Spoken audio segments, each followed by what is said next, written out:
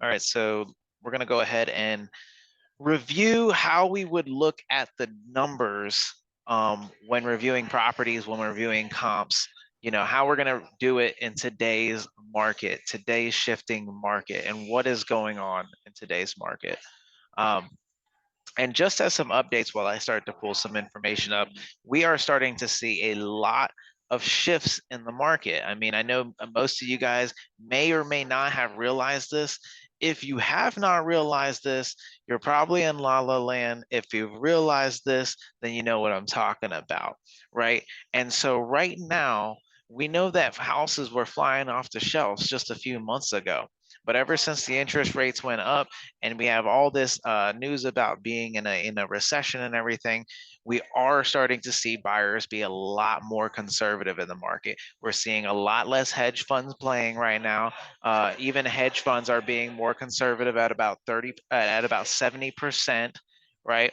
We are seeing buyers are just buying a lot lower. We are seeing sellers listing below Zillow price. We are seeing sellers have their properties on the market longer, and we're seeing sellers with more and more price reductions on the market as well. It's not flying off the shelf like it was, right? And the market's not crashing. We're not looking at a real estate market crash, but for 2-3 years we have spiked so much in the market where it has been just so much inflation in the real estate market that prices are just going to go really to where they belong. It was an overinflation of pricing on the houses. So what houses were selling for, 5 months to a year ago, we're starting to see more houses being reduced in price, and that just means it's going back to right where it really should be. So yes, it's going to be higher than it was a couple years ago, but we've had a massive spike in the past 2-3 years, and now we're going to start seeing house prices not dropping but going where it needs to be. So yes, they're going to see more reductions in the market, right, until the prices stabilize. In some areas where we see houses were selling for 750 just 6 months ago,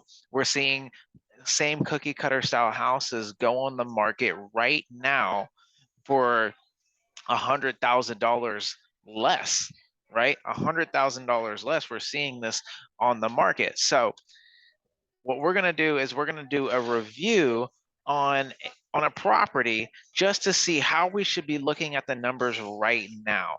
And when we're looking at the numbers, we want to be looking at the most recent sales data because there is so much changes. As much as possible, we want to look in the past 90 days, right? If we can't get as much data, then let's go back 6 months, but we definitely want to stay as close as possible when looking at prices. So let's look at this house for instance. Let's just look at this property for instance. All right. And we're going to pull up the data, right? I'm looking at the square footage right here. So 2,162. Zillow does not have much information on this house, but we're told that it's a 5-bedroom, 3-bath house, right? At 2,162 square feet. So there's no Zestimate on this or anything like that. But let's look and see what houses are selling for in the area, and let's look and see what houses have sold for in the area, right? So most of the time they'll tell you, look at the recent sold, look at the sold prices, right? But now we need to start looking at the competition, right? What are houses actually being put on the market now? Because we are seeing more and more price reductions. So now that we got this pulled up, let's go ahead and filter our square footage up to 2,250 because this is just below that. I don't like to get massively above the square footage on the properties. I'd rather be below than above. But here we go. So our property is like 2,100 and some change square footage, just 2,202 and 50. So now we're gonna look in the past 90 days first, and we're gonna see what houses are selling for in the past 90 days. Right, I'm gonna zoom out. I'm gonna give myself some more space. Right, we can see now this has a perk right here. So this is one thing we want to notice. It does have a pretty large yard. I think it's about 2 acres, maybe a little bit more. So we want to notice that when we're looking at the comparables in this area. Okay. Now right here, there you'll see that there's a boundary line when this loads. Boom, boom, boom. There's a boundary line right there. In some cases, you kind of want to stay within the boundary line as much as possible because that's usually some type of boundary, but you gotta look and see why that line is there. And then in some cases, you can just remove the boundary. And so you see how like inside that boundary line, there wasn't much data, but when I removed the boundary, we saw houses pop up on the other side. And it's like why? But what we can see is we could see it's the same zip code and everything like that. So I'm just not too concerned about it. Sometimes that can be a state line, and that can make a huge difference between, you know, houses on one side of this on this of the state line might be selling at one prices, and the other side of the state line might be selling at another price.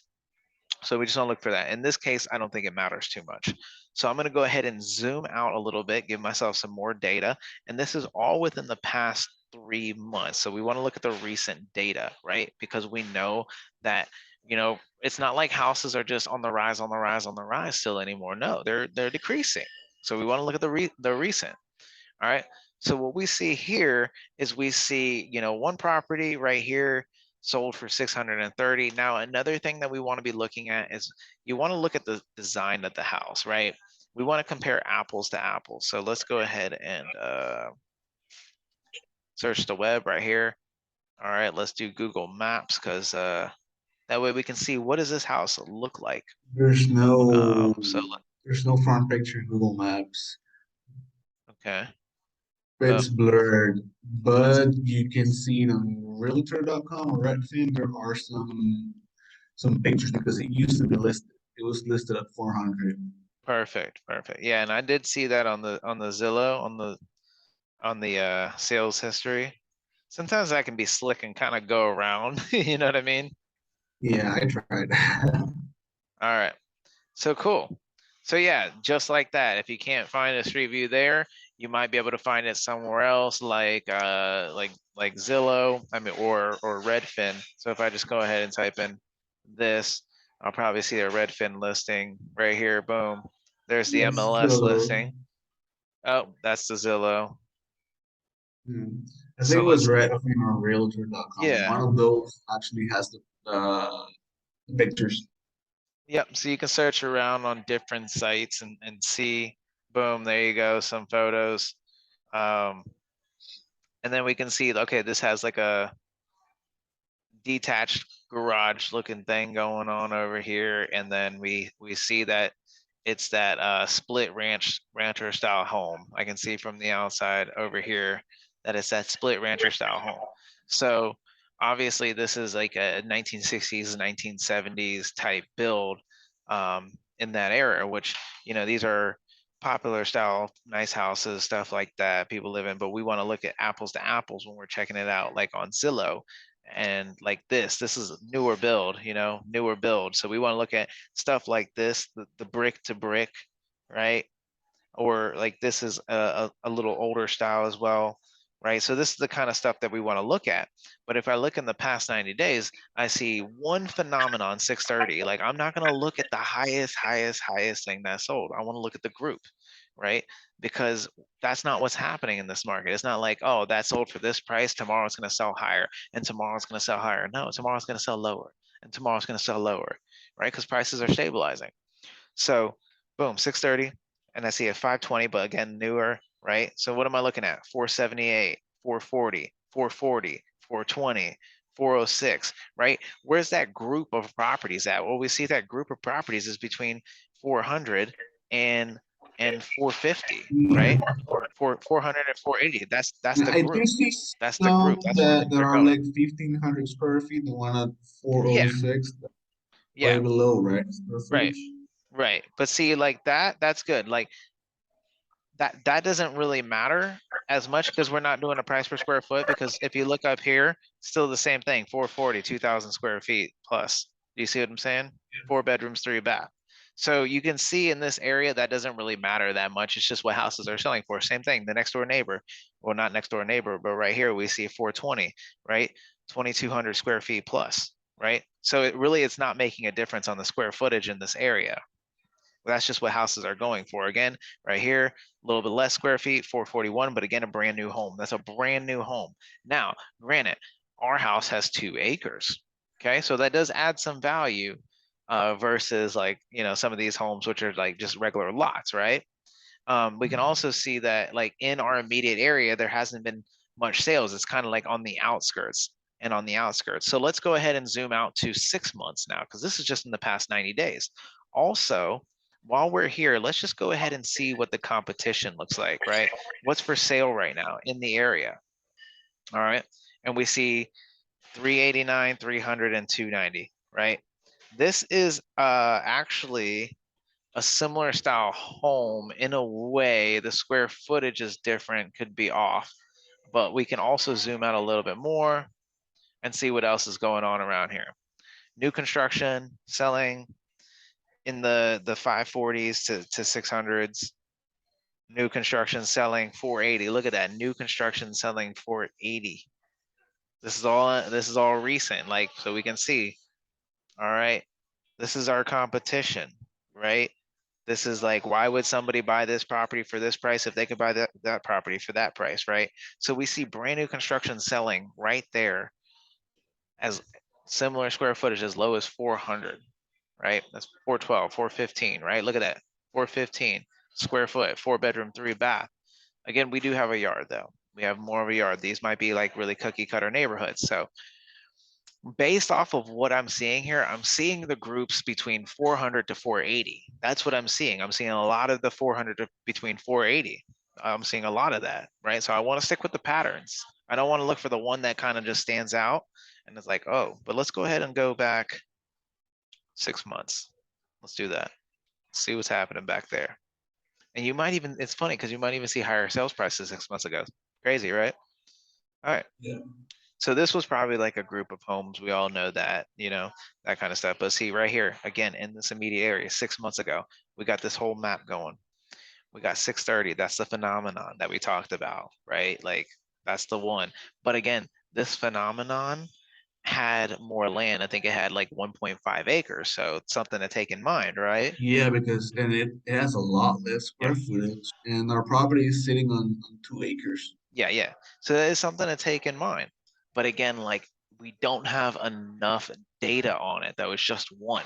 Do you see what I'm saying? It'd be different if there was like 2 or 3 of those going on recently, but we kind of have a special property because all these other properties that have sold are not in this middle area where we're at. Do you see what I'm saying? There's not really many sales in this little area too, right? So if we're going to wholesale this, we really just have to be conservative. It has to stand out to a buyer to be a good deal, right? Buyers are being picky right now. Investors are being picky, right? So it has to really stand out, right? Otherwise, they're just not even going to take a second look at it, right? They'll move on. So we got and then after that, though, you see that 630, but after that, like 440, 435, newer construction, 430, 420, 421. This is all in the past 6 months in this area, 420, right? All of this. So we can see where the group is at, right? So being the fact that we see a lot of 420s, being the fact that we see a lot of 420s and a lot of 440s, right? But being the fact that we have an additional 2 acres of land, right?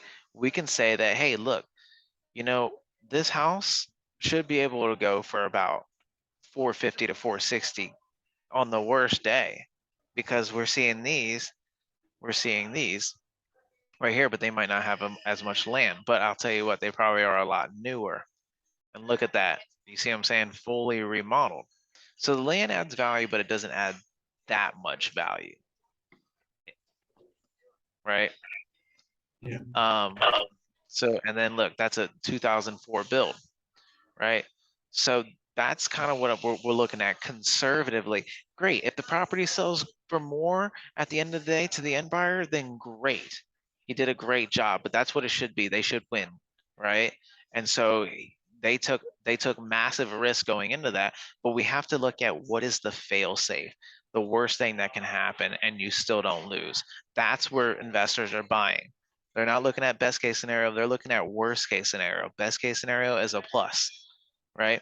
So worst case scenario, this thing goes on the market and sells for 450, right?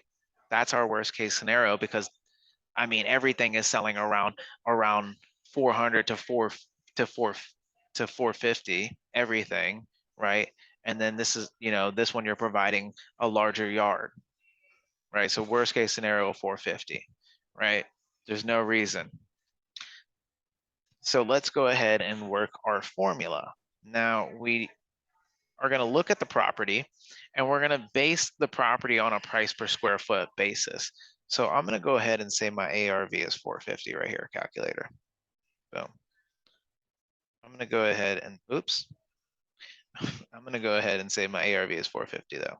Let's start there. Now we are being a lot more conservative again, and I can't say conservative enough because that's just what it is, right? Literally, everybody and their mothers, all the buyers are out there already telling you that we need to be conservative on the prices. They're telling you through podcasts, they're telling you through YouTube, they're telling you through Instagram, they're telling you everywhere that we're still buying. We're just having to be more conservative. So we're not doing, I like to keep it at 470. In fact, like I'm not trying to squeeze any lemon out of it. I want this price to be so good that I know I'm going to close, and I'd rather have the best spread possible because if I'm getting into something, we're going for quality, not quantity. That's what we're going for, right?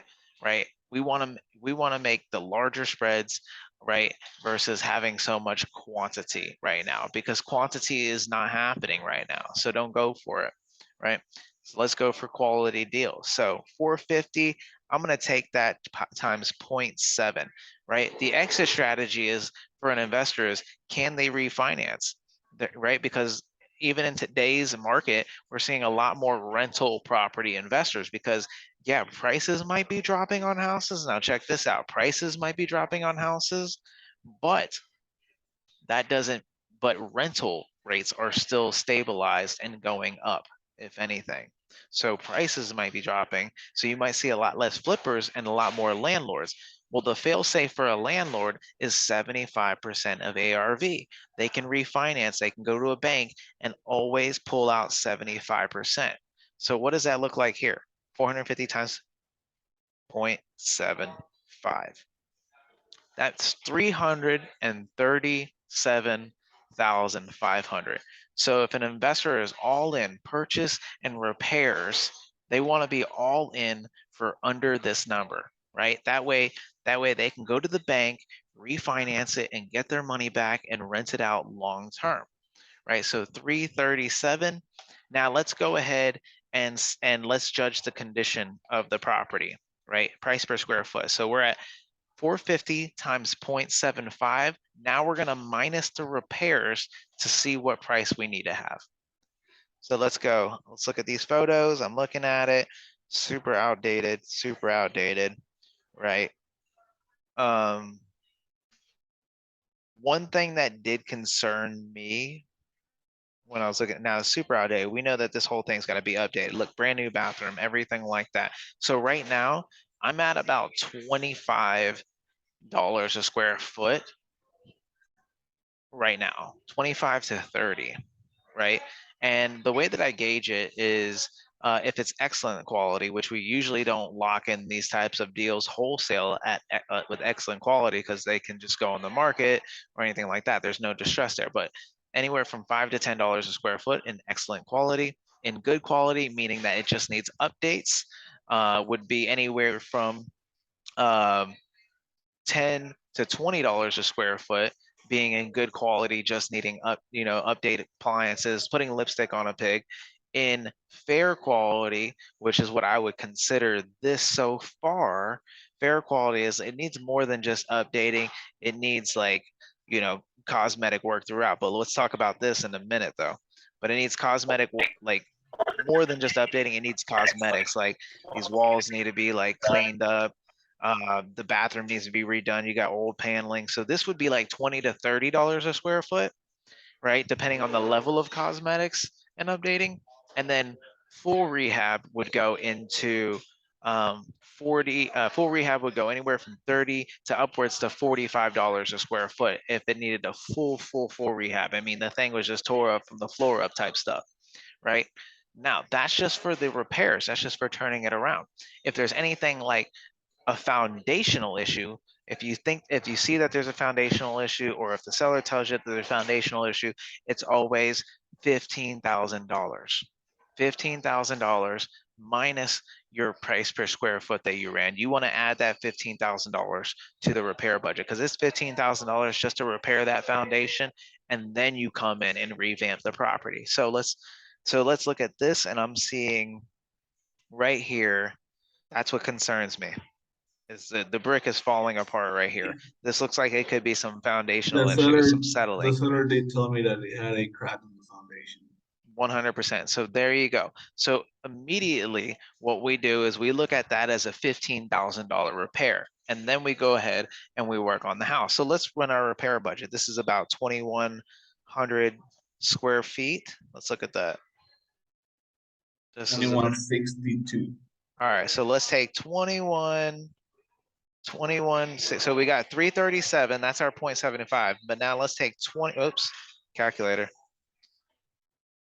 All right, let's go ahead and take 2162 times, I'm gonna start high at $30 a square foot, and I would go as low as 25. But again, we want to be more conservative than anything. So let's start with our best. Oops, that's 30,000.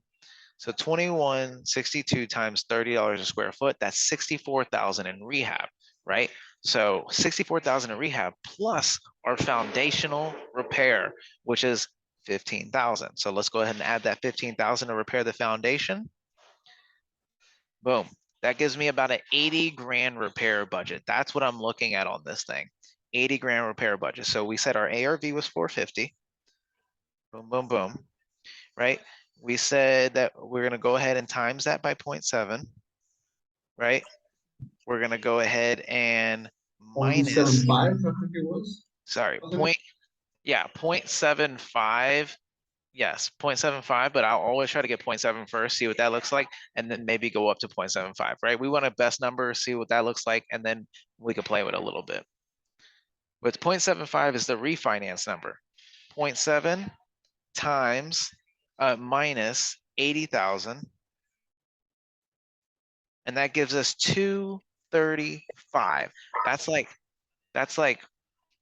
the best product that we can deliver to our investor right now, just the best product, right? Because this is like we did 15K repair budget, we did $30 a square foot, right? We did 0.7.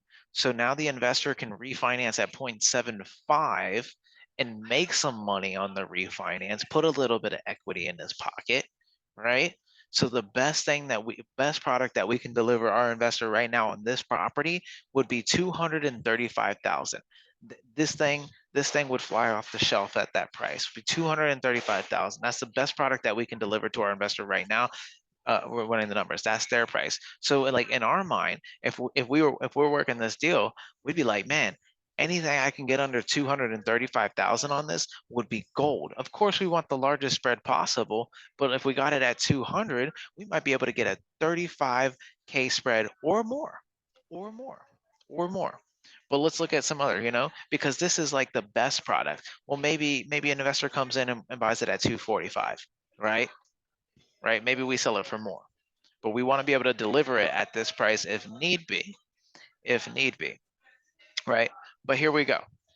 That's 235, and that would be their price. That's investor price. Ours would be underneath that. Now let's do the formula again. So we got 235, and let's go right here. All right, and this is really skimming the hair off the cat, or whatever you want to call it. So 450 times 0.75 minus 80K. And this is pretty much the top price an investor would want to pay. 257. That's pretty much the top price an investor may want to pay on this deal. But again, that's like best case scenario, and to set proper expectations, that's not what's always happening right now, right? Not what, like I said, I recently just did a deal in Indiana where best case scenario, investor would take it for 40,000. Worst case scenario, investor would take it for 20. And it happened, worst case scenario. And we had tons of investors go through there. So what we're seeing is more reductions, more conservativeness, right? We may be able to deliver the product to our investor at 250 to 260, and that would work out for them, right? But worst case scenario, if we want to make sure that we get this done, we kind of have to be prepared to have enough flexibility in the deal that we can send it out for 260 and maybe even be able to accept an offer of around 230 to 235. Does that make sense? That's what it Yeah. is. Yep, that's what it is. So this has been a really good look at, running the numbers based off what's going. Remember, a couple pointers is that um, we're looking at the most recent sales data, the most recent. Try to go 90 days, no more than 6 months, right? Look at that stuff. Look at the actual data, what's actually happening in this area. And then when you do that and compare apples to apples as much as possible, right? If a house has a pool, don't comp it with a house that has a pool. Stuff like that, apples to apples as much as possible. Don't comp it against new construction. Don't comp an old house against new construction. And then again, look at the competition. What are houses selling for in the area? Why would somebody come and buy this house for X dollars when they can buy that house for X dollars? That's another thing. Look at the competition. What are houses selling for in this area right now? Right. And what does your house have to offer? You got to be like a little data scientist at this stuff, right? We're seeing a lot of, right now for in this area right here, we're seeing a lot of houses selling. Boom, boom, boom, boom. This is new construction. Why would they buy? Why would yours resell for 450? Well, I think that this one could for sure because it does offer in this area a 2-acre yard, and these houses are all kind of like side by side and stuff like that. So that's good for somebody who wants that type of value, right? Based off the recent sales that we saw in the area. And that's the only thing, because if that house did not have that 2-acre yard or something like that, it'd probably be like a 400 ARV or less, right? So that's that. So hope this helps. I'm going to go ahead and end this recording now. If you have any questions, comments, or concerns, definitely post it in the chat. Let me know what you think. Also, if you have any suggestions, any topics you want me to go over, definitely post it here. I'd love to make some content on that as well. All right.